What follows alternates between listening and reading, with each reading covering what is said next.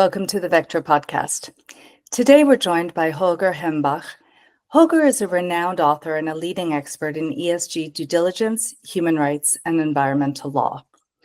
This will be the first episode of our two-part series where we will talk about how human rights violations and weak due diligence practices can expose companies to severe reputational and liability risks. We'll also discuss real-world examples and best practices for companies to protect their brand image in an increasingly transparent and demanding business environment. So let's dive right in. Welcome, Holger. Hello. Thanks for having me. Thank you for being here. We all know that non-compliance with human rights standards can negatively impact a brand. But how exactly does it impact the brand's image and consumer trust? The most basic level is, in my opinion, that every brand wants consumers to have positive associations when thinking of the brand. If you're honest, most brands, or in many cases, brands are not really that different. Coke is most probably not that different from Pepsi. So companies use their brands and want to load it up with positive associations because they want the consumer to choose their product when they go to the supermarket. And for that, they want to have positive associations. And if a brand is associated with human rights violation, this might destroy that positive image that consumers might have. And the next time they go to the supermarket, they might even subconsciously opt for another product. And one step beyond that, many consumers might make a conscious decision to go with another product. They think, okay, this brand is responsible for this and that human rights violation. I do not want to have anything to do with that. I don't want to support that by buying this product, so I'm going to opt for another product. And ultimately, the last step of the ladder is that serious human rights violations may lead to campaigns, to calls for boycott, to public appeals not to buy from this brand. And this can severely tarnish a brand. With increasing scrutiny from media and advocacy groups, how can companies proactively manage their reputation in the face of potential violations? I think the best strategy is to avoid human rights violations altogether. That means to have transparent supply chains, to really address risks that you might have in the supply chains, and to make sure that severe human rights violations may not occur. And it's very likely that you will never be completely able to avoid all kinds of human rights violations. But if this happens and you have done your homework, and you've shown to be serious about addressing human rights issues, you have a better case of defending yourself because you can point to actions you have taken, and this will make your brand more credible. How should businesses respond if they are publicly accused of human rights violations in their supply chains? I realize that businesses are in a dilemma because they're often asked to respond very quickly at a point where they don't have full information. And I understand that businesses are very reluctant or hesitant to issue statements which have a lot of substance and in which they might admit to something or in which they might portray themselves in a bad way. So I understand that businesses are very reluctant. But I do not think that's a good policy to issue always the same shallow phrases like we take our human rights, we take this very seriously, we are committed to upholding human rights, because people do not believe that anymore. They've heard it too often, it sounds too shallow, it has been repeated too often. So I think businesses should try to be as honest as they can about that.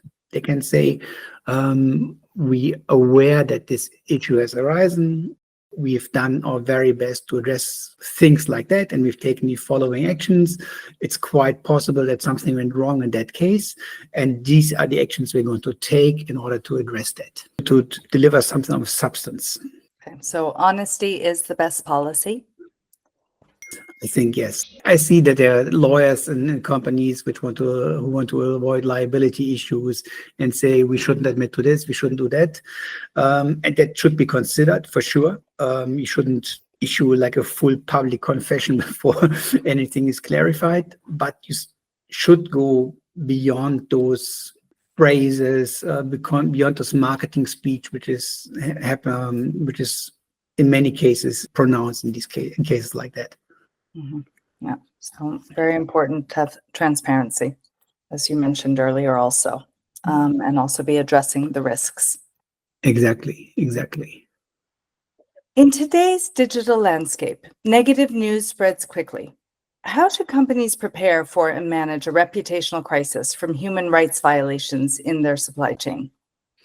I think they shouldn't just start reacting when the bad news spread, but they should communicate all the time what exactly they're doing, and what problems they're facing in meeting their human rights obligations. And I think it's good for companies to have long-term relationships with journalists of whom they know that they're serious about their job, of whom they know that they are not sensationalists, but they really want to research, they really want to learn about the issues, and to inform them regularly about what the company is doing, and also to what extent it is difficult for the companies to address certain issues, what challenges the company is facing in getting transparency about its supply chain, in addressing certain rights violations. So hoping that these journalists will put things into perspective once bad news spread, and will paint a more differentiated picture about the situation than what you usually find on social media, that people say company A sucks because they are connected to child labor or whatever. But I don't think journalists often put a very positive spin on stories, unfortunately. That's true. Yeah. So I think indeed, I guess it's also just about managing the risk, and as you said earlier, about being transparent about the initiatives that they are taking in Yes. order to address the situation. Exactly. If you were to share best practices for corporate communication when dealing with reputational damage from supply chain issues, what would they be? I think Tony Chocolonely is a good example. It's a Dutch chocolate brand, and they are very serious about fighting child labor and forced labor in supply chains, which is a common problem in the supply chains for cocoa.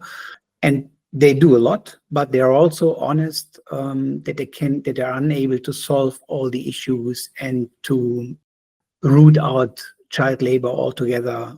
So they say we cannot guarantee that all our chocolate is completely free from from child labor, but you take these and these actions, and they actually do a lot.